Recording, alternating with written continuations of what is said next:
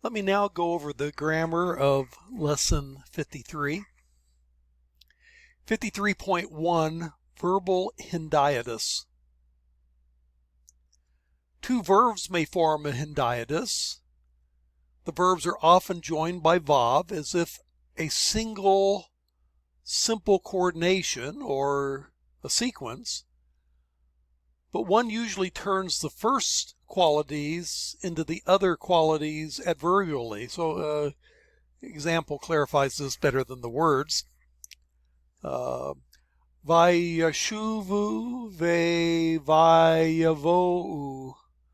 vayavo'u, and they returned and they came. But the sense of it as a hendiadus is they came again. They returned and they came, meaning that they came again. It's used idiomatically in that sense. Frequently the second verb is a infinitive construct, and you can use it with a verb like yasaf, to add, and you get ve yosef ledet, and she added to bear child, but it means that she gave birth again. The following verbs are often used in adverbial position in a verbal hendiadus. Yasaf in the hiphil, to do something again. Mahar in the PL, to do something quickly. They hasten to do. They did it quickly. Or Rabbah in the hiphil. Rabbah means to be much or many. And Hirbah can mean to do it muchly. Shuv is to return, but it can be used in this verbal hendiadus to do something again. And then Ya'al in the hiphil means to do something willingly, and then Shakam means to do something early, to rise up early, or the like. So that's verbal hendiadus. 53.2 Conditional clauses. Hebrew has a number of ways of expressing conditional clauses. The following are some of the more common. A clause introduced by im or ki can be conditional. So in Genesis 4:7, im tetiv sha'et va'im lo tevi. If you do well, tevi from yatav to be good, but then tevi would be hiphil. If you do well, there's an uplifting, a lifting up, the infinitive form of nasa. But if not, if you do not do well, then it goes on to say, if you do not do well, what the consequence will be. That sin is waiting at the door for you. But anyway, these are what are called by grammarians real conditions, if this or the like. Conditional clauses can also be introduced by either hein or heina. Hein am echad ve safa echad le kulam v'zeh ha-chilam la'asot. And here, if hein is being used in a conditional sense, if one people and one language there is to all of them, and this they have begun from halal, infinitive construct, to do. But anyway, hein here is being used conditionally, if. Or third, a clause beginning with a vav or simply juxtaposed without a vav can be conditional.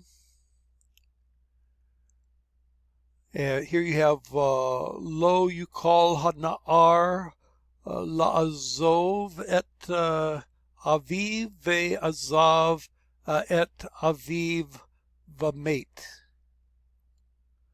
The lad is not able to leave his father, and he will leave his father and he will die. But here the vav and should be translated if he should leave, more of a modal usage, plus a converted perfect, vav consecutive. If he should leave his father, he would die. And there the vav is introducing a conditional clause. Well, let me move on to 53.3, some special usages of al. Preposition al has the fundamental idea of on or upon, sometimes location, over, or termination, upon meaning going upon or going to, but it can also mean addition unto. But there's several other usages that appear to be highly developed. One would be adversative.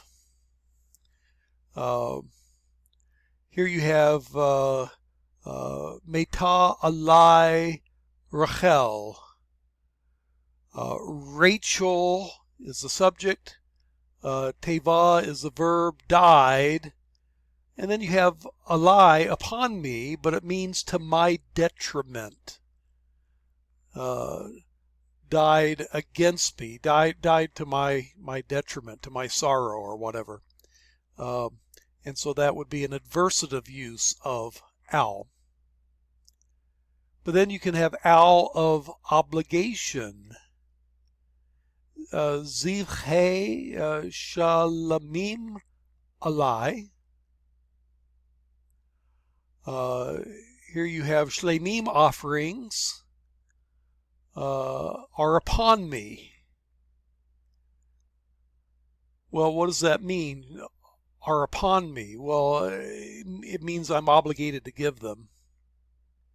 And so peace offerings or shlemim offerings are my obligation. I had to offer sacrifices. A third use is causal, because of. Hinaka mate al ha'isha asher lakata. Here you have participle mate as opposed to perfect. They're spelled the same way. Used with hene plus a pronominal suffix as a subject. You are about to die. And then al gives the reason, because ha'isha, the woman whom you took. You're about to die because of the woman whom you took. This is what God told Abimelech because he was about to sexually take Sarah. A fourth usage of al is al of norm or standard, which you can translate it upon or on the basis of. Hene dam habarit asher karat Adonai imakem al kol hadavarim ha'ele. Behold, if you want to translate that, or lo, the blood of the covenant which the Lord made or cut with us. And then the al here is on the basis of all these words. Here al means on the basis of, it looks like. It could be causal, because of, but what looks better in context is on the basis of. And then you have the al of specification. The al hishanot halom,